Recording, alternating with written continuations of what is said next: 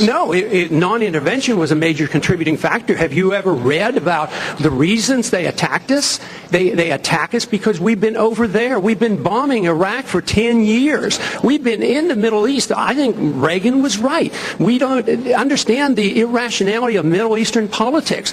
So right now we're building an embassy in Iraq that's bigger than the Vatican. We're building 14 permanent bases. What would we say here if China was doing this in our country or in the Gulf of Mexico? We would be objecting. We need to look at what we do from the perspective of what would happen if somebody else did it to us. Are you suggesting we invited the 9/11 attack, sir? I'm suggesting that we listen to the people who attacked us and the reason they did it. And they are delighted that we're over there because Osama bin Laden has said, I am glad you're over on our sand because we can target you so much easier. They have already now, since that time, have killed 3,400 of our men, and I don't think it was necessary. Wendell, may I make a comment on that? That's really an extraordinary statement.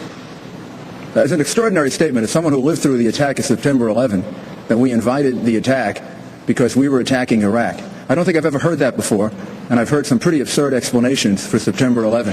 Congressman? I believe very sincerely that the CIA is correct when they teach and talk about blowback. When we went into Iran in 1953 and installed the Shah, yes, there was blowback. The reaction to that was the taking of our hostages, and that persists. And if we ignore that at our own risk. That if we think that we can do what we want around the world and not incite hatred, then we have a problem. They don't come here to attack us because we're rich and we're free. They come and they attack us because we're over there. I mean, what would we think if we were if other foreign countries were doing that to us? Can I have 30 seconds?